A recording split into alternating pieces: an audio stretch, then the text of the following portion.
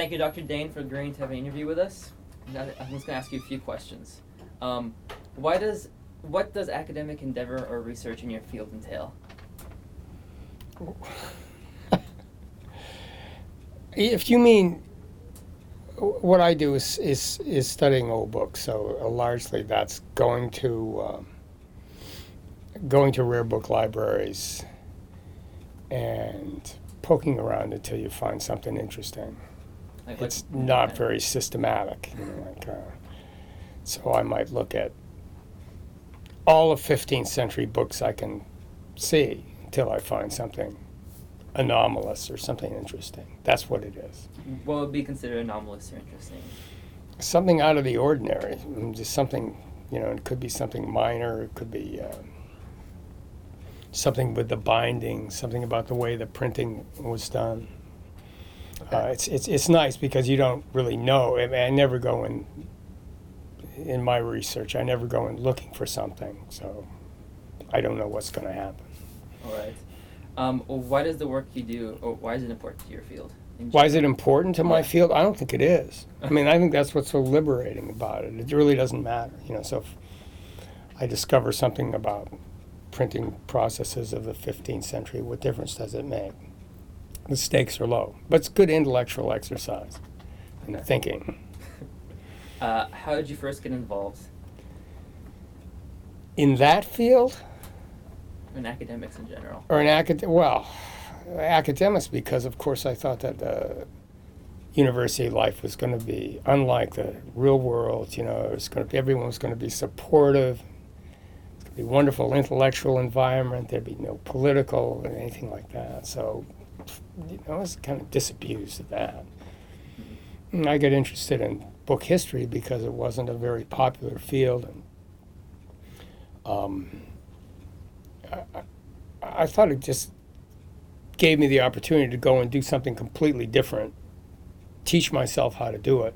And the resources in Los Angeles are really great at that, like the Clark Library, Huntington Library. So it's a perfect place to do it. I couldn't have done it anywhere else.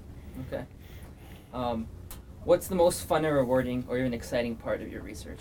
The most exciting part? Mm-hmm. Wow. It's really, for me, it's just finding something new. Something that hasn't been seen before. So I just looked at a book. For some reason, I was looking for something. Can't remember what it was. 16th century book. And in the back of it was bound, just as an end paper from something. It was a piece of paper all printed in red with correction marks in it. And to me, that was thrilling because that meant it was the only leaf that's been recorded of a proof sheet for two-color printing that was entirely printed in one color. You see, this means, I can see the look on your face. It's like, wow. But it really things like that you can still, in my field, even students, if you have some idea what you're looking for, you can still discover stuff that no one's seeing. And that's interesting to me. And then being able to write it up in a way that's coherent is also a challenge because, like, as I say, I try to avoid looks like that as much as possible. So you enjoy the writing aspect a lot too, then? Well, yeah. Makes Anyone sense. can find stuff. It's anyone can think of anything, but it's part of being an academic in the humanities is being able to write this stuff up. All right. So then, what would you say is the biggest obstacle in your field? Is it finding the things? Is it just like you can go years without finding? Could I say it could be the assholes who review? Yeah, you could say that too. That's the biggest. The problem in humanities, and one of the reasons I went into book history is there were other fields I was in, and these fields, when you're new to them, they're okay, but after you've been in them a while, you just realize that they're usually controlled by a small group of people, and you can only say certain things, particularly if you're a junior professor. So you have to say the right things, and I just find them really, really anti-intellectual, and so that's why I used to be a medieval drama, and I gave that up because medieval drama society, and I used to work in Chaucer, and I gave that up for the same reason. Then when I went into bibliography and book history, at the time I went into it, there was less of that. I think there's a lot of that there in that field now too, but I think that's the biggest obstacle in humanities, is that it just does not provide for, it pretends to provide for freedom of thought, but in fact it really doesn't. So you went to academics to escape politics, which you really didn't, in a sense. Well, small time, but yeah, I just thought I was just totally, completely naive, I thought that there's a community of happy, supportive scholars all engaged in, thinking great thoughts. And no, it isn't. It's filled with petty bureaucrats like every other business in life, and it just takes a different turn. I mean, I like academics. Academics in America really provides you opportunities for freedom of thought that you don't get anywhere else. All right. But it's a circuitous route to get there. In what way? What do you mean? Well, you have to jump through a lot of hoops, and you have to get very lucky. So. Tenureship and stuff like that. Yeah, I mean, when I was, a little older than you, in my mid-20s, I just wanted to be able to have freedom to do whatever I wanted and to write, and not have people tell me what to do. And now I have that, but the way I got here is completely, as I say, circuitous and stumbling, and I don't know how I did it. Yes, and it involves a lot of really nasty institutions like the tenure system and things like that. Okay. So how often do you mentor and have undergraduates work with you? Not very often. Not very often? I have one now. I would, but I don't see the long line at the door right now. What does your student do for you? Does he do for me? How do you two work together? I don't know. We're just starting. Just starting. You've been in my class. I'm pretty much going to let students do what they want, and right. If they don't, that's their problem. So I'll help them as much as I can. But finally, what students do is their projects, not mine. Okay. What qualities do you see in the most successful students in their projects?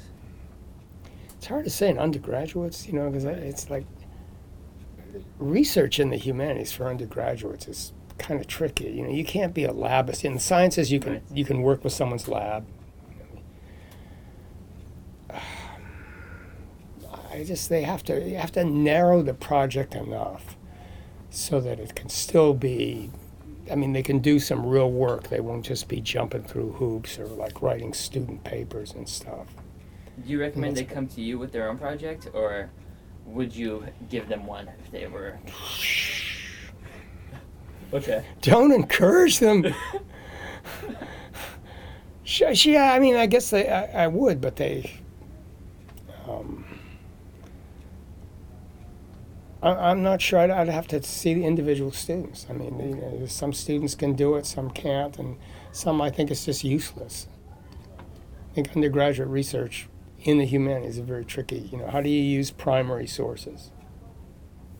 How many people who are 19 or 20 years old have read enough so that they can recognize, say what I just said, they can recognize an anomaly when they see him. I mean, even a really smart undergraduate probably wouldn't recognize a legitimate research project if it bit them in the ass, and that's no criticism of them. I wouldn't at that age either. So that I find really, really tricky, because I don't want a student just to write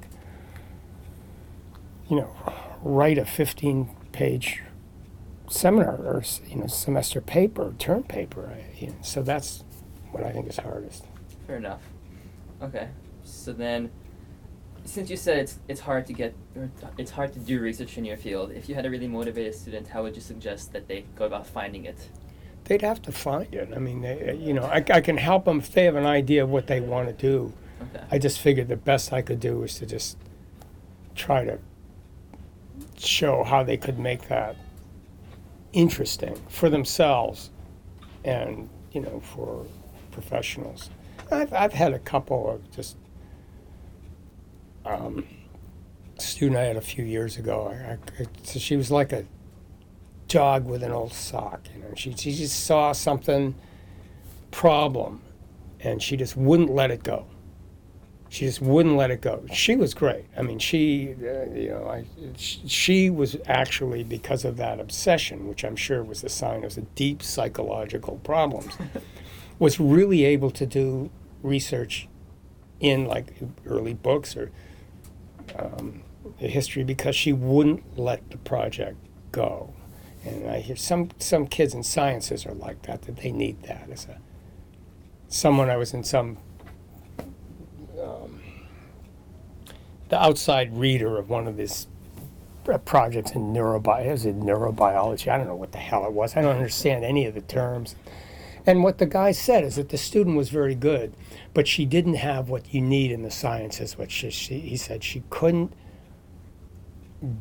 look at results once, then do it again, and then do it again, and then do it again. And he said really successful students in these experimental fields had to have that kind of obsession so that they could just keep doing these experiments over and over and over and over again. And I'd say, at least in part of my field, it'd be the same thing. You just have to zero in, and it's hard. It's hard to know a student like that when you see it, too. And they might just be a crazy person, I mean, it's like... You never know. Right. All right. What is one thing you wish you could tell yourself when you were a college student? What was that? What's one thing you wish you could tell yourself from back in the day when you were a college I could tell myself? Yeah. Well, I wouldn't listen to what anyone told me anyway, so it wouldn't really matter. Okay. Right. All right, then. Any final words of wisdom? Wisdom? Yeah. Oh, lots of words. Wisdom, I don't know. I mean, I like the idea that, that they're encouraging undergraduate research, legitimate research. I think it's much more difficult, and you probably are aware of this too. You can't just say, "Oh, good, let's have all our undergraduates do research," because what does that entail? And particularly, are you trying to turn undergraduates into specialists like in England? I mean, don't you want them to go into fields? So for me, the most interesting thing in academia has always been to start in fields I know absolutely nothing about. Nothing. And I think undergraduates are in a position to do that and need to take advantage of that. But that doesn't necessarily lend itself. That doesn't mean that an undergraduate is able to go into a new field and immediately start doing research. So I'm ambivalent about how that all works, and we'll find out with individual students. Which is why we're doing this, because most students come to us just wanting science research. And some are interested in humanities, but don't really understand what that means to do research. Right, and it means different things for different humanists. I mean, I like to think that some of the things that I do or encourage students to do, they will say, "Oh, that's like in sciences." I say, "Yeah, that's right." Legitimate humanities research is not much different from research in in sciences. But a lot of my colleagues don't believe that at all. They think it's totally different. So qualitative versus quantitative. I don't know what they think. I just All right. Thank you so much, Dr. Dane. Okay.